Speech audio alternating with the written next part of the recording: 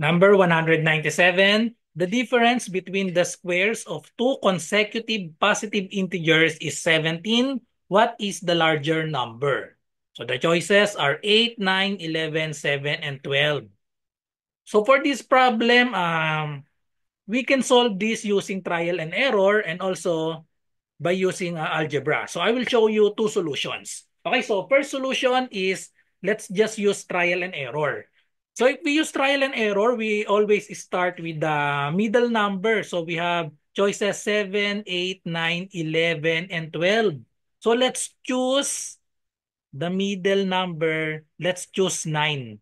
So let's try 9 first. It will satisfy the condition. Okay? So we have the difference between the squares of two consecutive positive integers. So the difference is 17. What is the larger number? So let's say the larger number is 9. So we have 9. And then the condition is the difference between the squares.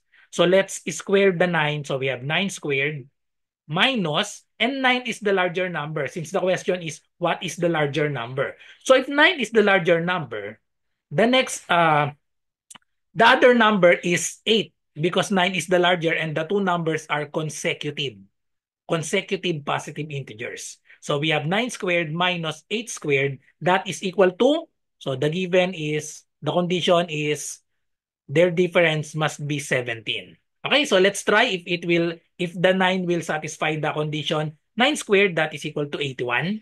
Minus 8 squared, 8 times 8 is 64. So let's check if it is equal to 17. So if we subtract this, 81 minus 64, so we will get 11 minus 4, we have 7. 7 minus 6 is 1. So therefore, it satisfies the condition. So therefore, the correct answer is letter B. The larger number is 9. Okay? So now we will use algebra to answer this. Okay? So let's try using algebra. So we want to find the what is the larger number.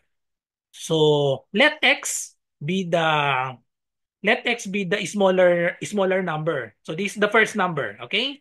So first number, and then since the numbers are consecutive, therefore the larger number is x plus 1. Okay? So x plus 1, so this is the larger number. So the first numbers, or this is the smaller number. Okay? Smaller number. And then we will make the equation.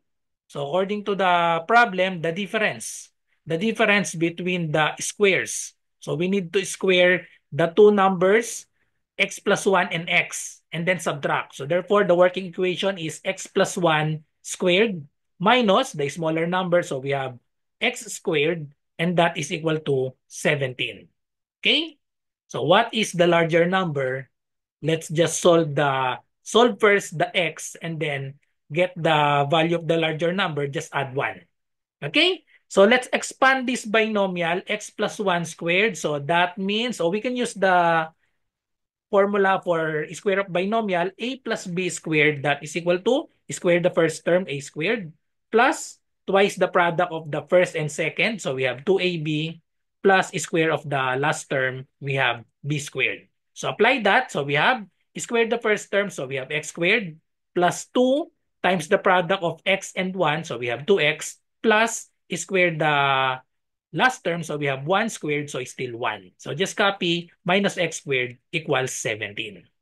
Then simplify x squared minus x squared, so that will cancel out. So we have 2x plus 1 equals 17. Solve for x, so subtract 1 to both sides. So we have, so let's erase this. So subtract 1 to both sides, so this will cancel out. So we have 2x is equal to 17 minus 1, that is equal to 16. And then divide both sides by 2. So therefore, the value of x is 16 divided by 2 is 8.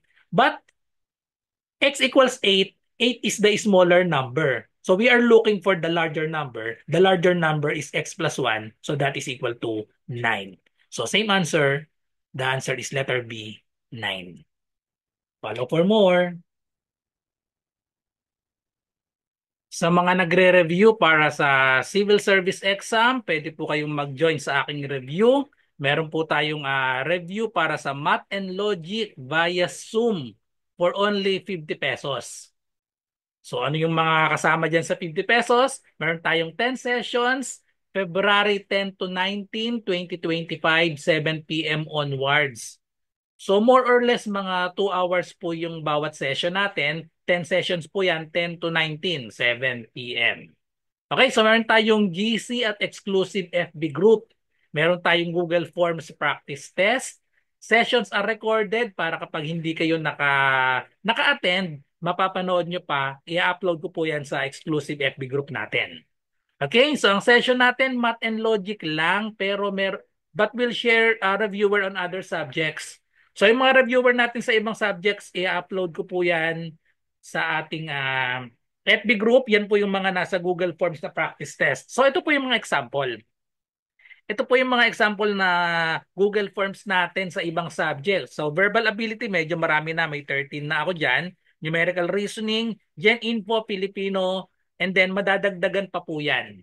Okay, so bago mag February 10 ay marami pa pong madadagdag dito na mga Google Forms. At meron din akong mga reviewer yung kumpleto. So meron akong at least 2 sets mag-a-upload ako dito ng Google Form na kumpleto, 100 plus items yon yung kumpleto.